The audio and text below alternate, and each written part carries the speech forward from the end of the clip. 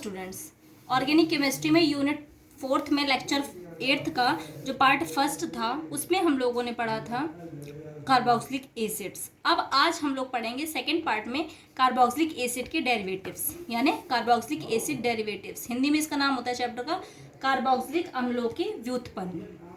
व्युत्पन्न मतलब क्या होता है भाई? व्युत्पन्न का मतलब होता है किसी एक चीज को रिप्लेस करके उसमें उसकी जगह पे दूसरी चीज डालना, तो जो बनता है उसको हम व्युत्पन्न बोलते हैं। इसके ऑब्जेक्टिव्स क्या क्या है हम इंट्रोडक्शन पढ़ेंगे कि व्युत्पन्न क्या होते हैं, सम इम्पॉर्टेंट डेरिवेटिव्स पढ़ेंगे, जो डेरिवेटिव बन करके आते हैं उनको पढ़ेंगे, ठीक है, और सम इम्पॉर्टेंट क्वेश्चंस पढ़ेंगे, जो कुछ इंपॉर्टेंट क्वेश्चन मैंने डाल रखे हैं वो पढ़ेंगे इसमें। इंट्रोडक्शन क्या है? Any derivative of carboxylic acid in which the hydroxyl group has been replaced by any other group is called carboxylic acid derivatives. माने जो कार्बोक्सिलिक अम्ल के व्युत्पन्न ऐसे यौगिक होते हैं जिनमें कार्बोक्सिलिक समूह का हाइड्रोक्सिल भाग किसी अन्य भिन्न समूहों से विस्थापित होता है। जैसे कि आपको ये दिखाई पड़ रहा है ना, ये RCOOH, इसका जो H है, मैंने बोला ना यहाँ पे hydroxyl group has been replaced, hydroxyl group replaced होगा किसी अदर ग्रुप से, तो हमने यहाँ पर R यानी एल्किल ग्रुप से रिप्लेस कर दिया, तो जो बनकर के आया RCOR,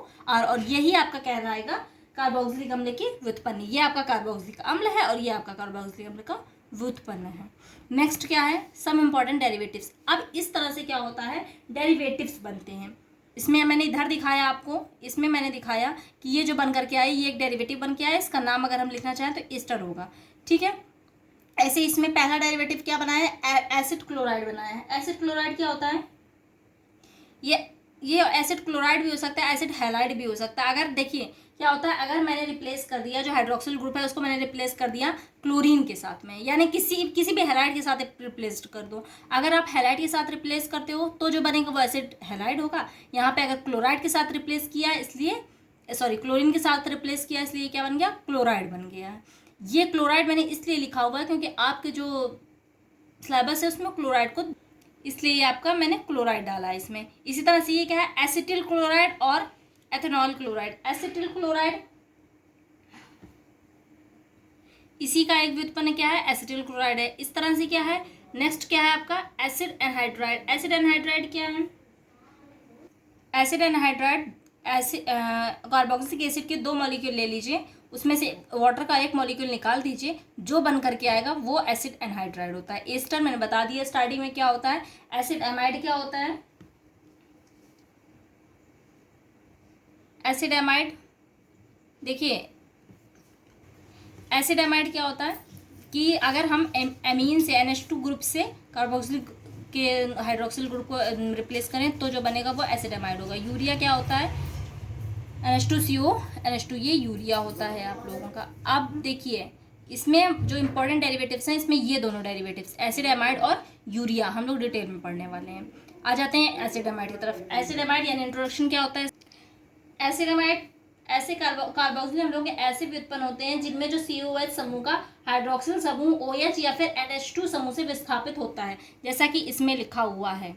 ये देखिए RCOH है, ये जो H है ये किससे रिप्लेस हो जाएगा? या तो OH से या NH2 से। यहाँ पे मैंने NH2 से रिप्लेस कर दिया। ये जो बन करके आया है ये आपका एमाइड है, एसिड एमाइड है। R की जगह में आप कुछ भी रख सकते हैं। मेथड ऑफ प्रिपरेशन किसके द्वारा बनाएंगे हम लोग? By the ammonium salts of carboxylic acid, यानी कार्बोक्सिलिक एसिड के अमोनियम लवण को लेंगे हम लोग। ये कार्बोक्सिलिक एसिड आप लोगों को दिख रहा है, इसका हमने कौन सा सॉल्ट लिया? अमोनियम, यानी NH4 ले लिया। अमोनियम क्या होता है? अमोनियम NH4 अमोनियम सॉल्ट होता है, ठीक है। अमोनियम सॉल्ट हमने रिप्लेस कर दिया, इसको हीट कर दिया तो यहाँ से एक वाटर मॉलिक्यूल रिप्लेस हो गया और जो बना RC, ये डबल बॉन्ड से CO और ONH2, ये क्या बन के आया हमारे पास? एमाइड, ठीक है। नेक्स्ट किससे? From acetyl chloride. Acetyl chloride formula क्या होता है? CH3COCl। अमोनिया से रिएक्ट कर देंगे हम लोग इसको तो ये क्या बना देगा? CH3CO। ये टाइपिंग मिस्टेक है थोड़ा सा यहाँ पर, वेट मिनट, यहाँ पर क्या आ जाएगा? ये थोड़ा सा गलत हो गया। यहाँ पर CH3CO और यहाँ पर आ जाएगा CO के बाद में यहाँ पे N आ जाएगा, NH2। भाई एमीन ग्रुप है तो N तो होगा ही ना, ये NH2 और प्लस NH4Cl। NH4Cl हमारे पास उसके तौर पे बनकर आएगा, ठीक है।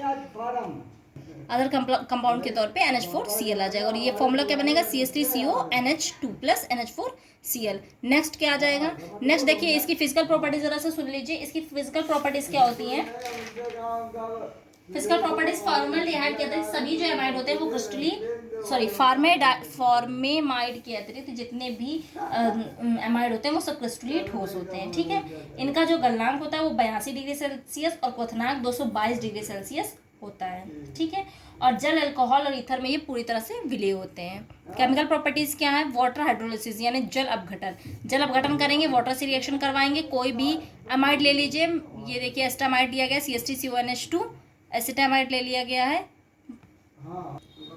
जल अपघटन करेंगे, एस्टामाइड ले लिया हमने, यहाँ पे वाटर से रिएक्शन करवा दी, जल अपघटन HCl ले लिया, बन करके क्या आ गया, एसिटिक एसिड और NH4Cl। ये इसकी रिएक्शन हो गई हाइड्रोलिसिस की, वाटर हाइड्रोलिसिस की। नेक्स्ट क्या है, reaction with NaOH and Br2।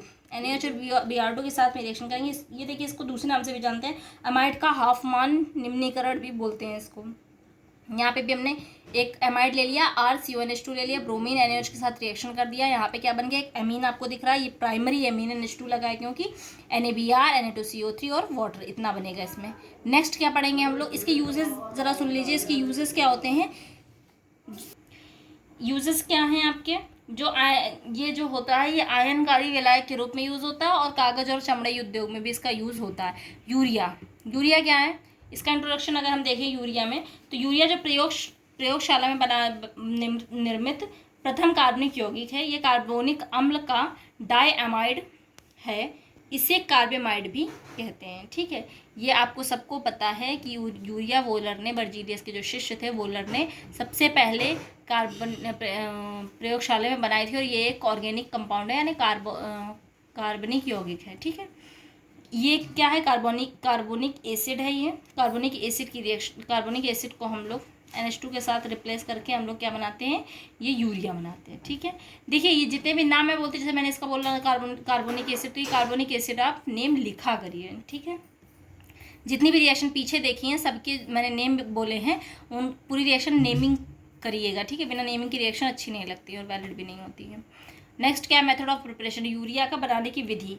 ये जो आपको दिख रहा है बाई अमोनियम कार्बोमाइड, अमोनियम कार्बोमाइड्स जो बनाएंगे हम लोग, वो क्या होता है, अमोनियम कार्बोमाइड का क्या है, इससे ये जो है ये इसका इंडस्ट्रियल प्रोसेस यानी औद्योगिक निर्माण की विधि है। अमोनिया लिया, कार्बन डाइऑक्साइड लिया, कार्बोमाइड बना, इसको इससे हमने वाटर मॉलिक्यूल निकाल लिया, तो जो बना वो क्या है, यूरिया। दूसरा क्या है, by the vaporization of ammonium cyanate solution, ammonium cyanate solution यानी NH4Cl, ये प्लस ये माइनस, इसको हम लोग जब इसको हम लोग हीट करते हैं तो जो हमारा बनेगा वो क्या बनेगा, यूरिया बनेगा। नेक्स्ट केमिकल प्रॉपर्टीज की भी वाटर हाइड्रोलिसिस करवाएंगे यानी जल अपघटन करवाएंगे, अमोनिया का जल अपघटन करवाएंगे, HCl की प्रेजेंस में करवाएंगे, तो हमें क्या मिलेगा, NH3 और कार्बन डाइऑक्साइड मिलेगा। नेक्स्ट क्या है, नेक्स्ट है एस्टलाइजेशन यानी एस्टिलीकरण, इंपॉर्टेंट है थोड़ा सा एस्टिलीकरण। ये यूरिया लिया, एस्टिल क्लोराइड लिया, तो जो बन करके आता है हमारा वो बन करके आता है एसिटिल यूरिया, इसको हम लोग यूरिड भी बोलते हैं। जो फॉर्मूला आपको दिख रहा है ना CH3CONH2, इसी को हम लोग यूरिड बोलते हैं या फिर एसिटिल यूरिया बोलते हैं, और HCl बनता है। इंपॉर्टेंट क्वेश्चन की तरफ हम लोग अपना रुख करते हैं। देखिए यूरिया के कुछ परीक्षण लिख लीजिए, NaOH के साथ पहचान, पहली हेडिंग है, यूरिया के परीक्षण हेडिंग डाल लीजिएगा। कैसे करते हैं, अगर तनु NaOH के साथ यूरिया को गर्म करेंगे तो अमोनिया मुक्त होती है और तीव्र गंध के द्वारा पहचानी जाती है, तथा ये जो भीगे लाल लिटमस को नीला कर देती है। इस यूरिया का बाई यूरेट परीक्षण पूछा जाता है। क्या होता है, एक शुष्क प्रतली में ठोस यूरिया लेकर गर्म करते हैं, और जब ये पिघल करके पुनः जो ठोस बनाती है वो बाई यूरेट में परिवर्तित हो जाता है, तो उस ठोस को जल की अल्प मात्रा में घोल लेते हैं तथा कुछ बूंद NaOH मिलाते हैं। इसके पश्चात इसमें कुछ बूंद COSO4 की मिलाते हैं, और बैंगनी रंग की यूरिया और जो आता है वो बैंगनी रंग आता है, उसको हम वो सिद्ध करता है कि इसमें यूरिया उपस्थित है। क्वेश्चन क्या है आपका,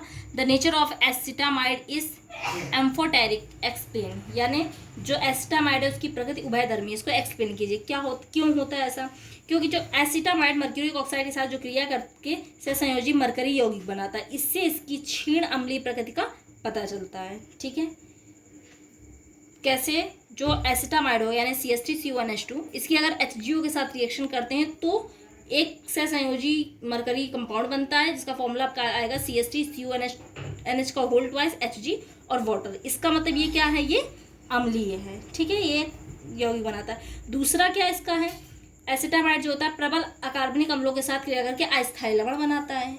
इससे इसकी छेड़छाड़ी प्रकृति का भी पता चलता है। मतलब जैसे CH3CuNH2 है, HCl के साथ रिएक्शन करेंगे तो एक अस्थायी यौगिक बनाएगा, फॉर्मूला सारा कंपाउंड मिक्स हो जाता है।